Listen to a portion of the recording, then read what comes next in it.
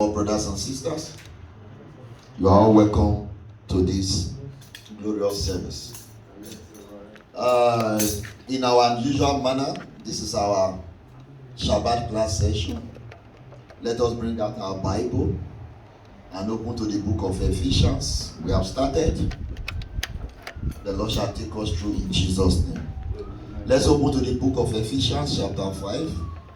We'll start reading from 24 to the end. Ephesians 5 from 24 to the end.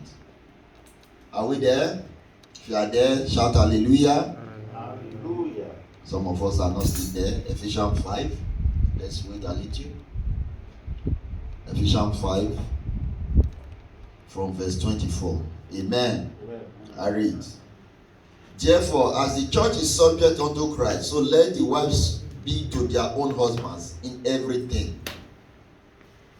Husbands, love your wives even as Christ also loved the church and gave himself for it, that he might sanctify and cleanse it with the washing of water by the word, that he might present it to himself a glorious church, not having spot or wrinkle or any such thing, but that it should be holy and without blemish.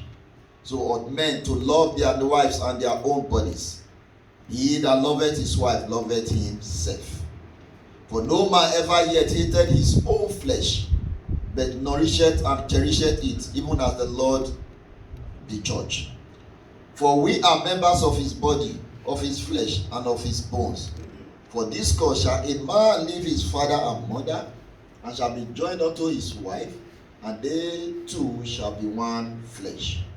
This is a great mystery, but I speak concerning Christ and the church. Nevertheless, let every one of you in particular so love his wife, even as himself, and the wife see that she reverence her husband. Hallelujah. Amen. We are talking about marital intimacy, the perspective of Christ and the church. Amen. Amen. If you look at that book of Ephesians that we have read, 5 from verse 24. 24 says, therefore, as the church is subject unto Christ, so let the wife be to their own husbands in everything. Did he say something? He said in everything. Then furthermore, in verse 25, he said, husbands, love your wives, even as Christ also loved the church and gave himself for it, that he might sanctify and cleanse it with the washing of water by the word. And if you look at 28, he said, so ought men to love their wives and their own bodies. He that loveth his wife loveth himself. So definitely, he said, he that loveth his wife loveth himself. If you do not love your wife, you do not love yourself. 29 said, for no man ever yet hated his own flesh, but nourisheth and cherisheth it, even as the Lord the church. So, if you claim to love yourself, definitely you must love your wife. And when the last verse, 33 says, nevertheless, let every one of you in particular so love his wife, even as himself, and the wife see that she reverence her husband. The purpose, amen, of marriage is for both man and woman to come together and love themselves. The man's obligation, as we have read in Ephesians 5:33, he said, nevertheless, let every one of you in particular so love his wife. You as a man should what? Love your wife, even as himself, even as yourself. The Bible says that you should love your neighbor as yourself. Hallelujah. Amen. God knows that it is not possible for us human beings to love any other person even more than ourselves. It's not possible. That is why he said, equate it. Amen. The way you love yourself, that is how you should love others. And as we have read, he said, let every one of you in particular so love his wife, even as himself. Just love your wife as yourself. Don't take it beyond that. And I want to tell you that if you love your wife as yourself, whatever that you feel you can do for yourself, you will always be prepared to do it for your wife. Hallelujah. Amen. And he says again, the B part of verse 33 says, and the wife see that she reverence her husband. When we talk about reverence, what are we talking about? Respect, obedience, honor. Hallelujah. Look, men, we interpret, these are things that we interpret to be love. If you respect us, if you respect the man, you obey the man, you honor the man will say you love him. Hallelujah. Your duty as a woman is to reverence your husband. And the duty as a man is to what? Love your wife. As yourself. Definitely, if you love your wife as yourself, whatever you are going to do for yourself, definitely you must do it for your wife. And for wives, there is no way you can claim to love your husband when you don't obey him. There is no way you can claim to love your husband when you don't respect him. There is no way you can claim to love your husband when you don't honor him. Hallelujah. Amen. And these are the things that men interpret to be love. Amen. Just respect and reverence that man, and he will take you as what? A queen. Amen. God will help us in Jesus' name. Amen. The marriage of a man and a woman is a mirror of the relationship that exists between Jesus Christ and the church. We talked about this last time. I want us to go back to that book of Ephesians chapter 5. And when you look at that chapter 5 verse 31, he said, for this cause shall a man leave his father and mother, and shall be joined unto his wife, and they two shall become one flesh. In 32 he said, this is a great mystery, but I speak concerning Christ and the church. He said this is a greater mystery. Amen. When we talk about mystery, what are we talking about? Amen. Mystery is something that is beyond human understanding. God has put it that way, and that is how it should be. We may not be able to understand it, that God will say, leave your father and your mother and be joined to your wife, and so that of the wife joined to your husband, and you become one flesh. How can two different people become one flesh? The Bible is saying it is what? A mystery. Hallelujah. It is not our duty to interpret how possible that could be. But God says that is how it should be. The Bible says this is a great mystery. And that is how God has made it. God will help us in Jesus' name. Amen. You know, in examining marital intimacy, when we want to examine it, what we want to do here is let us liken it to the relationship between Christ and the church. And the Bible is saying that yes, the relationship between Christ and church, that is how the relationship between a man and a wife should be. You must be able to sacrifice. You must be able to do so many things. He said that the way Christ loved the church and gave himself to it, that is how the man should love the wife and be ready to do anything. God will help us in Jesus' name. So it is important that we look at, the part of Jesus Christ. Amen. The part that he took in procuring intimacy with the church. That he was ready to do anything for the church. That is how it should be. And I must tell you that when you really love your wife genuinely and your wife respects you, it is nothing that is impossible. Whatever that you are doing for her, you will see it as doing it for yourself. And whatever that she's doing for you, she will see it as doing it for herself. And because of that, there will be no regret, there will be no remorse, there will be no grudges. And there will be no selfishness in that relationship. We said, when we look at the relationship between Christ and the church, there were some shared responsibilities.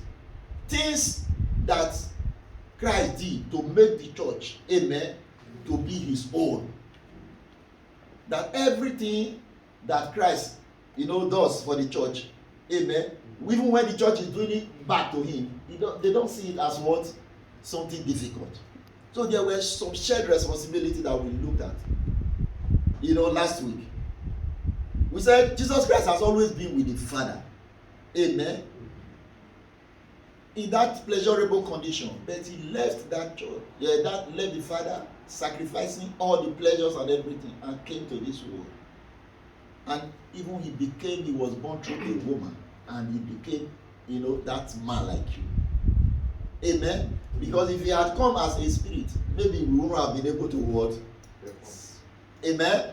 Accept him. Amen. And see him as coming to what? Redeem us. So he came in form of a man. He left that age-long relationship with the Father, and he came to this earth. Amen. To establish, and reconcile us back to the Lord. That relationship that was lost, he brought it back. Amen. So in order to be joined to the church, he left the Father and he came. So that is how the husband and the wife should be. You have to leave your father and your mother and be joined to your wife and establish what? A relationship. And that's a shared responsibility. Amen. Amen. For the relationship, for the purpose of an intimate, and cordial relationship that could bring two of you together and make you one flesh, as the Bible says. And the Bible says it's a mystery. Whether you think it is not that the woman and the man will be tied together with rope, or there is some whatever that will bring you together. No, because of that relationship, the Bible says that it is what? A mystery. Both of you definitely will become one. We also said that Jesus Christ, he left that glory and honor and took on the position of a servant. He came to serve. Do we know that? The people did not even recognize him. He did so many things, but he was not recognized. Hallelujah. Amen. So in your relationship, don't expect, amen, gratitude is allowed.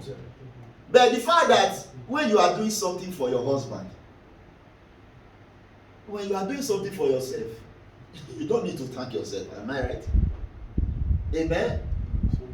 So because you and your husband, you are one, you can do anything for your husband without what? Grudges and what? Expecting a return. Hallelujah. You have to take the position of a servant for you to bridge the relationship. That was what Christ did. He took the position of a servant for him to bridge the relationship between him and the church. When you are in a relationship, like husband, you do anything for your wife. You want the woman to come and lie down and what? And if she doesn't say thank you, then you get angry. I'm not saying that gratitude is not good. We must appreciate anyone for anything good that he or she has done to us.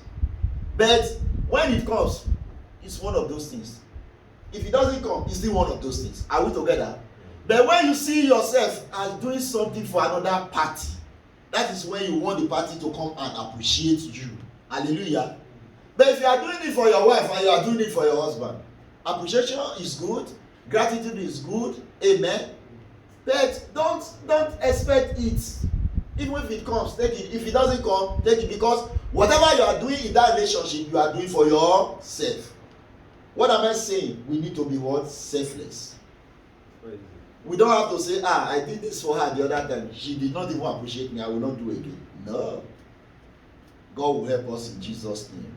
You must be ready to serve. Take up the position of what? A servant. When you are a servant, when we talk about master-slave relationship, when you are serving a master, you don't expect the master to be telling you, thank you for everything. Do we expect that? No. That's the position we should take in our marriage. But even at the end, it comes good. What am I saying? I'm not saying that you should not say thank you for anything good. I'm not saying you should not appreciate. But what I'm saying is that when you are doing it for yourself, when you are doing it for her, know that you are doing it for yourself. When she's doing it for you, let her know that she's doing it for herself. That it is a responsibility that he or she is supposed to take up in that relationship. Are we together? Mm-hmm.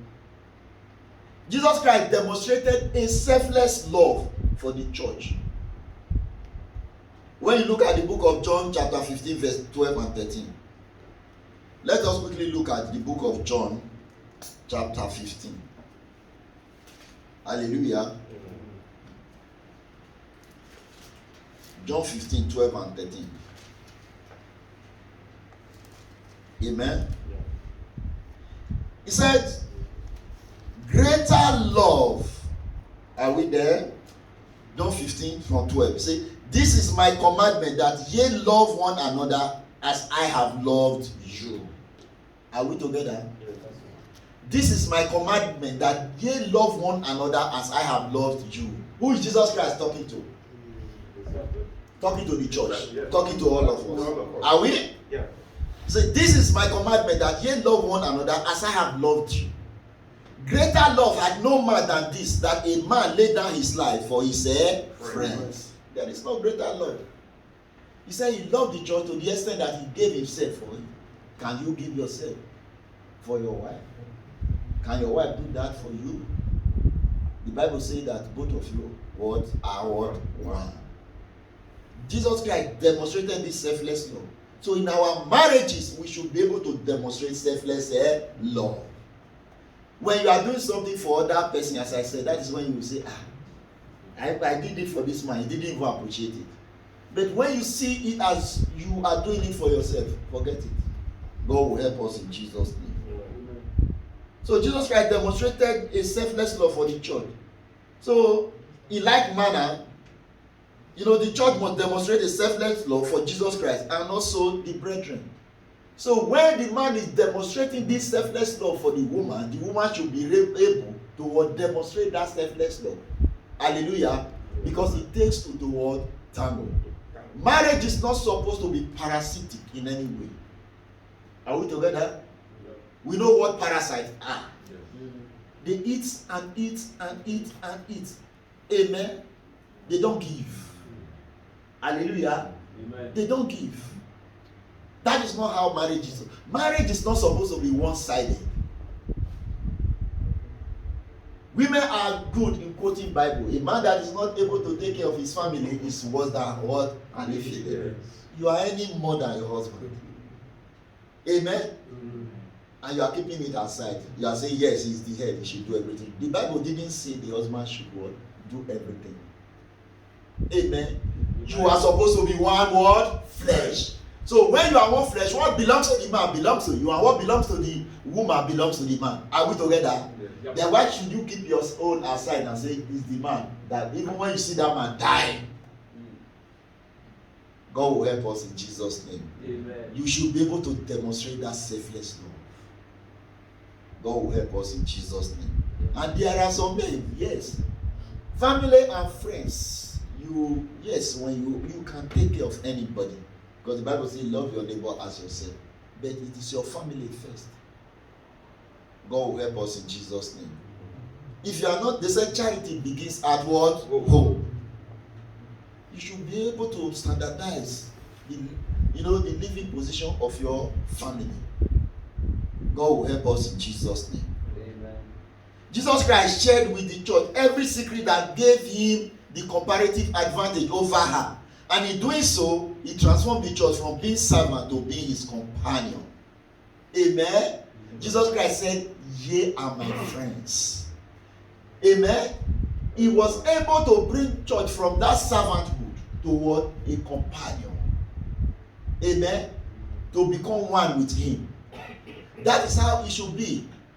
Even when you are playing the role of a servant in that relationship, it will get to a time, amen, that both of you will appreciate yourselves and you will know that there is no one that is less than the other. Yeah. Amen. You will now realize that there is no one that is less than the other. That we are one. Because we are one, we are one equal. That woman is not supposed to be in that marriage to be a servant. Are we together? My culture and my tradition says that women should be under us. We let them put their head on the floor, then we match on it. If you are matching on her head, you are matching on your head. Because the Bible already says that you are what? One. Hallelujah. Praise the Lord. So whatever you are doing to her, know full well that you are doing it to yourself. Physically, you may see a different thing, but spiritually, you are doing it to yourself. Amen. If both of you play the role of a servant, when we are talking about servant, we are talking about the ability to serve. That's servitude. Amen. If both of you are serving yourselves, there will be no one that is less than the other in that relationship. You will know that you are doing it because you are one. You are doing it because you want to build that word marriage. Amen. So that's what Jesus Christ, did. And at the end, he said from that stage of servitude, the church became what? A companion. And that is what marriage should what be. We are looking at marital intimacy, the perspective of Christ and the church. How Christ related with what? The church. That is how that man should relate with that word husband. That be that wife. And that is how that wife should relate with that word husband. So we are looking at the perspective, the role that Jesus Christ played to make sure that he brings that church from that stage of servitude to that stage of what? Companionship. Are we together? Yeah. Jesus Christ invested time and resources in refurbishing the church to match his word in glory and holiness. You will say, this woman, I don't know what to do. She's not up to my standards. She's not educated. I cannot even present her in the public to represent me. Then it is your job. Hallelujah. To upgrade her. If it is not educated, you have to make sure that you give her what? Education. If she's not up to standard, you have to bring her up to that standard. If you feel she's not qualified to represent you anywhere, then you have to make sure that you bring her up so that, amen, she will be able to do that which you want her to do for you. Hallelujah. Some men will say, I never knew the woman is not educated. I'm going to divorce her and marry another woman. God will help you. Hallelujah. If she's not educated and you are a professor, it's like you are not educated too until you are able to bring her word up. Both of you are what? Supposed to be what? One. Let us look at the book of John chapter 15 again. Then we'll read 15 and what? 16. Amen. As we read, I will want us to take it from that 15:12. He said, this is my commandment, that ye love one another as I have loved you. Greater love had no man than this, that a man lay down his life for his friends. Ye are my friends, if ye do whatsoever I command you. Are we together? Yeah. 15, now said, henceforth I call you not servants, for the servant knoweth not what his Lord doeth. But I have called you friends, for all things that I have heard of my Father, I have made known unto you. Ye have not chosen me, but I have chosen you, and ordained you, that ye should go and bring forth fruit, and that your fruit should remain, that whatsoever ye shall ask of the Father in my name, he may give it unto you. Again, 17 says, these things I command you, that ye love one another. Amen. Amen. I talked about that position of servanthood. Amen. Upgraded to the position of what? Companionship. If you look at that 14, I said, ye are my friends, if ye do whatsoever I command you. There is no woman, there is no man, amen, that will honor and respect any woman that does not what? Respect him. The problem that women have in relationship is what? Matching up. Amen. You don't reverence your husband, you don't honor him, you don't respect him, you are not doing the will of God. There is no man, amen, that is saved, that has that side mind, that is sound upstairs, that will not recognize any woman that reverence him, that honor him, that respect him. And that is what men interpret to be love, whether we believe it or not. They don't want you to love them. All men want is for you to what? Reverence them. That is what they interpret to be love. As the Bible says, respect them. The Bible didn't say love your husband. Did it say so? No. The Bible didn't say love your husband. It said husband love your what? Wife. So love is the duty of the man, not that of the woman. Are we together? And the duty of that woman is to respect, obey, and honor, to reverence that word husband. And that is what we as men interpret to be love. Are we together? Yeah. Then if you want to take up the position of a man, you say you want to love your husband. Amen. Then you will fail. Because even if anything you do and you call love and you don't respect and honor that man, forget it. The man will not bow. The man will not bow. That is the problem that so many of us have in our marriages, the women. You don't respect your husband. Before your husband will say one, you have said 20. Amen. Before your husband will ask you a question, you are on the defensive. You are already defending yourself. It is a problem. Who is he? Are we not equal in the marriage? That's what the Bible says. Good. Are you doing your what? Your responsibility? Are you keeping to what? The obligations? Are you doing what God says you should do? Respect is number one. And I must tell you, when you talk about reverence and respect, every other thing is hidden under it. How can you be working and your husband does not know how much you are earning? You say you respect the husband. Amen. How can you be in a marriage? You dress up and go out. You don't tell your husband where you are going, and you say you respect your husband. And when he comes, you say, "Daddy, come and eat, come and do this," and you are showing. That is what we call love. And there are some basic things that you are supposed to do that you are not doing. That marriage will not work. God will help us in Jesus' name. Amen. So Jesus Christ invested time, resources in refurbishing the church. Amen. To his own word and word glory and holiness. How are we doing this? How are we doing this? Let us look at the book of Ephesians chapter 5. We'll read 25 to 27. Amen. Ephesians 5. Let us read 25 to 27. Are we there? Yes. Amen. If you are there, you can read, my brother. Yes. Yes. Love your wife, just as Christ loved the church and gave himself up for her, to make her holy, cleansing her by the washing with water through the word, and to present her to himself as a radiant church, without stain or wrinkle or any other blemish, but holy and blameless. Praise the Lord. Hallelujah. Husband, love your wife even as Christ also loved the church and gave himself for it. That he might sanctify and cleanse it with the washing of water by the word, that he might present it to himself a glorious church, not having spot or wrinkle or any such thing, that it should be holy and without what? Blemish. Are we together? That he might present it to himself. If you love your wife, oh God, and your wife reverence you, there will be no secret, as we have talked about the other time. And wherever you are, your wife will be your pride. You will not be ashamed to present her anywhere you go. Are we together? Amen? Amen. You will not be ashamed, because she's part of you.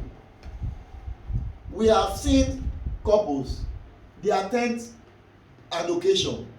Amen. When they are coming, they are getting close to that place. The woman will be at the front, far, and the husband will be at the back. Or the husband will be at the front and the woman will be at the back. And when they get there, one will go and sit at the extreme, the other will go to the other place. They will not share the responsibilities.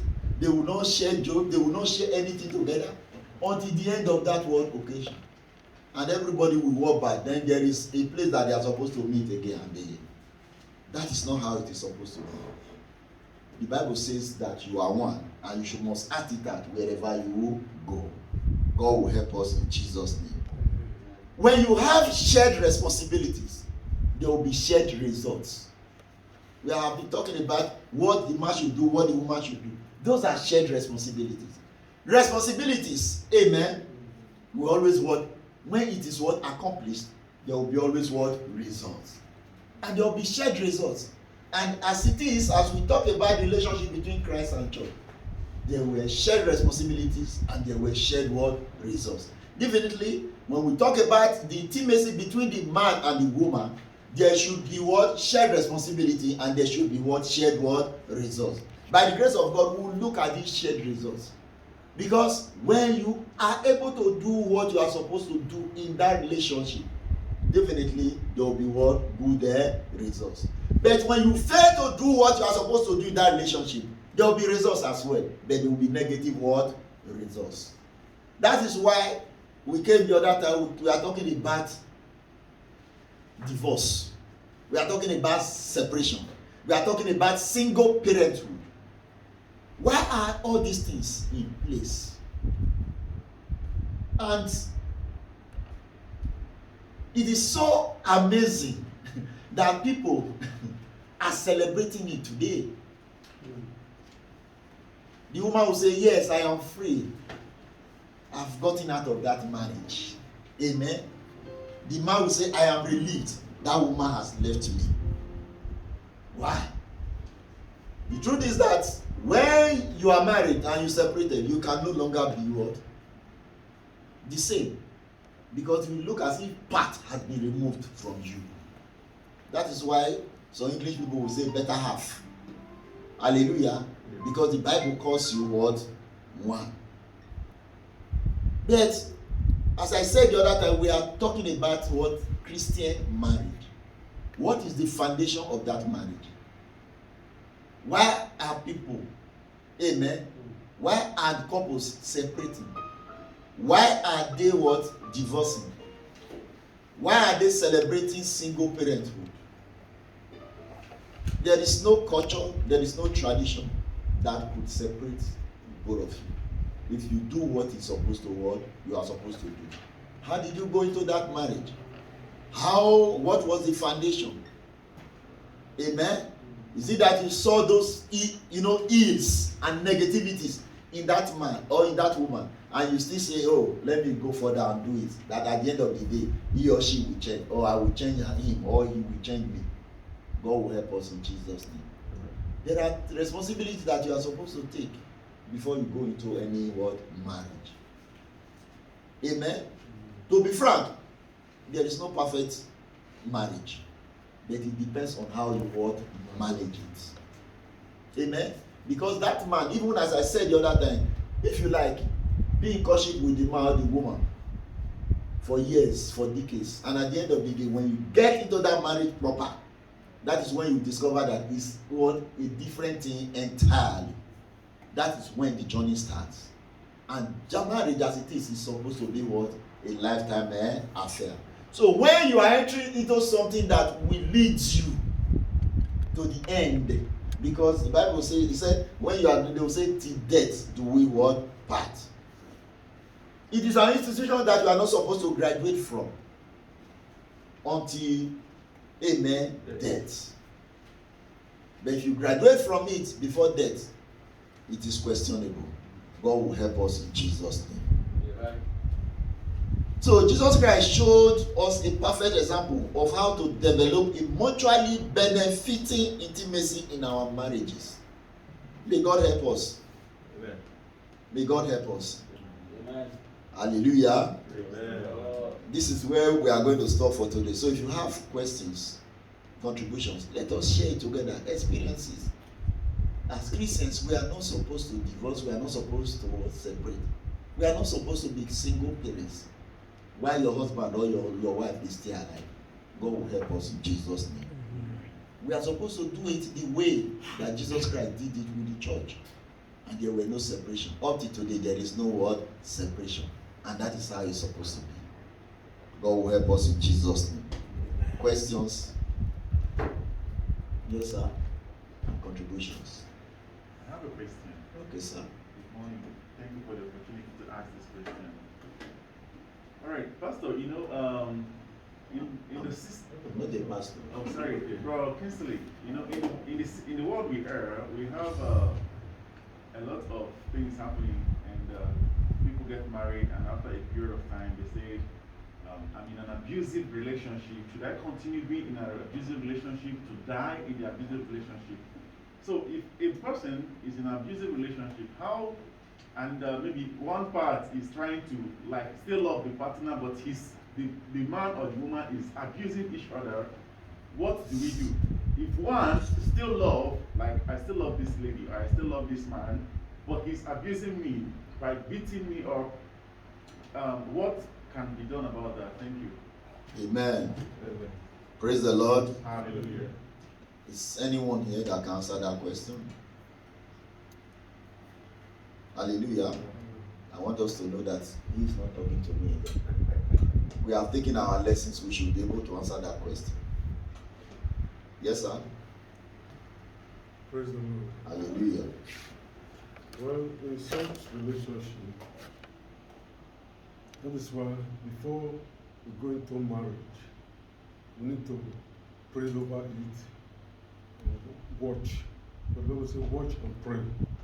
Then such relationship, you cannot go out of it, because it is until death do both apart. If you marry to a drunkard, you have to remain with that drunkard until death do both apart.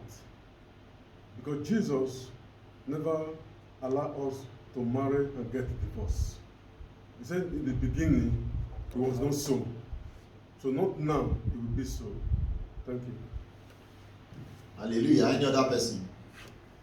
I think the way I can understand it, anything that is based on Christian marriage, because I think it's what we are talking about, is based on love. And if you observe such a thing in the marital setting, then it is up to you to pray hard to God to change that person. That is the first thing you need to do. Then if along the line nothing happens, then you have the church. You report the matter to them. This is what I'm observing. Please, people should come and intercede so that the situation can be changed. I know in that way it will go a long way helping us to ratify whatever the person may be doing so that the marriage can still continue. Amen. Yes, sir. I just want to ask for one question. You want to ask? Yeah. Okay. From what we are discussing, actually, my question is this: what of his life-threatening matter in the marriage? What if it is a life-threatening matter? Is that all? Yeah. This man have asked question. No, I'm coming. Don't worry. I know what I'm doing. Another person is So, are the woman or the man will still stay in the marriage? The questions are related. Amen. The questions am I right? Yeah. The truth is that if you know the purpose of marriage, we just talk about, that's why I said let us answer it. We just talk about shared responsibilities. Hallelujah. We are talking about Christian marriage. How did it come in the first place? When you know the purpose of marriage and you know the role you are supposed to play in that marriage, and you are playing it, both parties are complementing each other. Amen. There is no way that abuse could come. There is no marriage that is perfect. That you are married does not mean that you will not quarrel. Hallelujah. We still have flesh and blood running in us. Amen. I've seen couples that said they have agreed that even if they quarrel and fight and break their heads, that they will not take it to the next day. Hallelujah. Before 12 midnight, they must have resolved that issue. It's an agreement. And they said they kept it even to the state that the man became 80 years and the woman became 70. They said they never took their quarrel to the next day. If you have shared responsibilities, as we said, when the man loves the woman and the woman reverences the man, there will be no room for abuse. Hallelujah. The foundation matters. The Bible says that when the foundation be destroyed, what can the righteous do? The foundation matters. How did you get into that marriage? Hallelujah. There is no human being that God cannot change. But you cannot change any human being. Amen. How did you get that man? How did you get that woman? How did you enter into that relationship? If you enter into a relationship that will lead to marriage with some selfish tendencies, it will not work. You see that the man saw that woman, that she's a career woman, she has money, and say, let me marry her. You see that the woman saw that man at the top and say, this is a man that can take care of me. That is the marriage that some of us are experiencing today. We will enter into the marriage with selfish tendencies. And at the end of the day, what you expect to have in that marriage, when it is not coming, there are rooms for abuse, for trouble, and for so many other things. When there is no trust, there is no honesty in any marriage. The last topic, we have been following this series. We talk about trust, we talk about honesty, and we talk about so many things. And again, before it will lead to that abuse, and that abuse will lead to the state of life. Are you able to take up your responsibility to resolve that conflict, that problems? If the man says I don't care, the woman says I don't care, the trouble will continue to what? Please. Amen. Hallelujah. If we know our responsibility, when there is a problem coming up, we should, as parties, be able to come together and take care of it. If we don't take care of it, it will take whatever. When it now gets to the top, you are now saying it is life-threatening. Then you will be forced to do what you are not supposed to do, and it is ungodly. There is nothing that will shift the word of God. Amen. God created us. Amen. And He sees your end. So even because you say it is not life-threatening, it's not this, and you say you want to go against the word of God, I will not succumb to it. Whatever that it is, you have to make sure that you nip it at the bud when it is growing. If you don't do that, it goes to another party. Then people will now say, because the man said he will kill me, the woman said he will kill me. They will now say, go and divorce. It is the word of God that we will follow. As Brahmode said, you have to pray. If you are a Christian and the woman is a Christian, I don't even see where there should be problems. If you pray together, you say family that prays together, they stay together. If you pray together, definitely the devil will hear he said, but you will be able to conquer if you speak with one voice.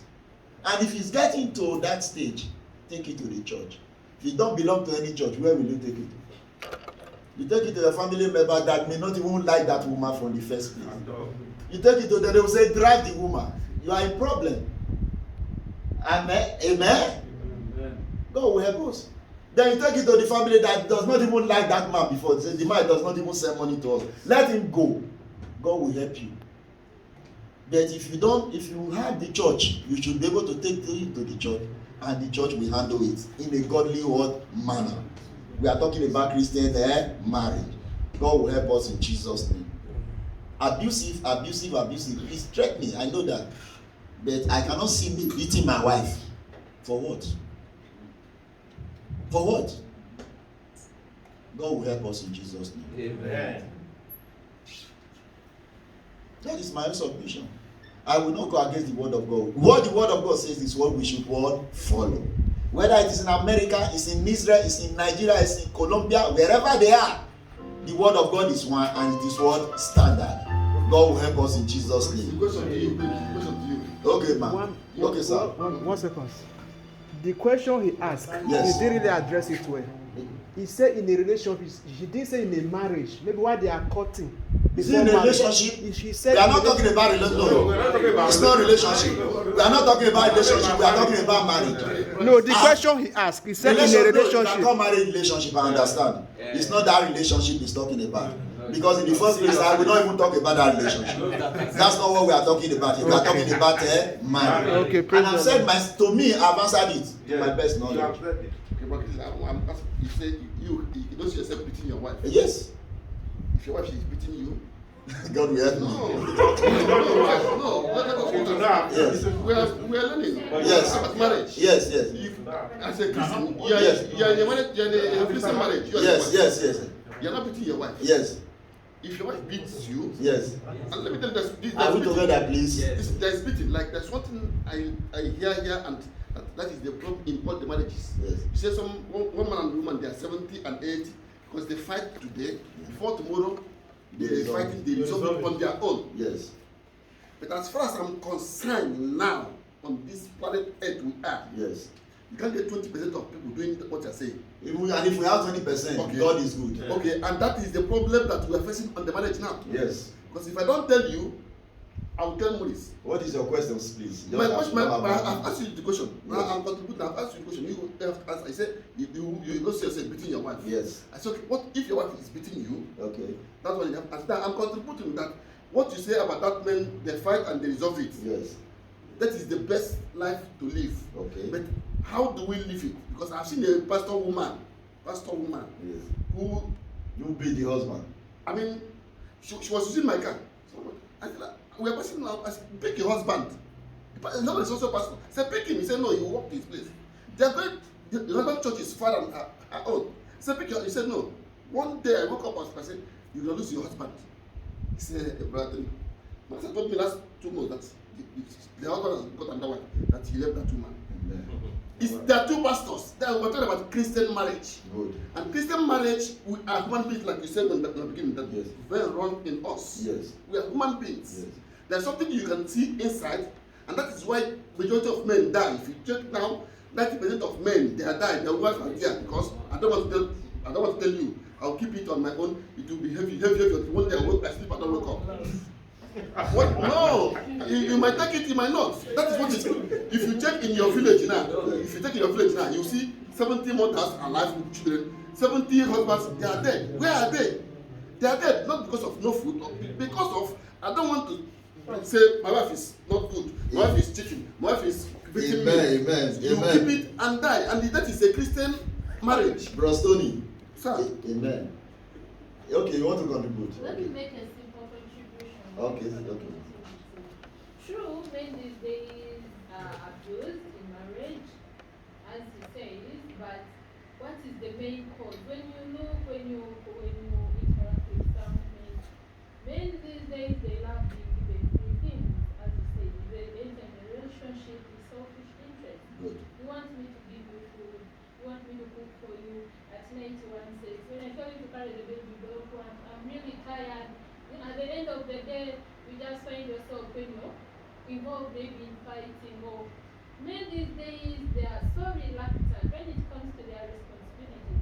I think you don't expect a woman to respect you if you don't love her. Good. She also needs to have that comfort. Yes, but we can share some little responsibilities, not all, but little.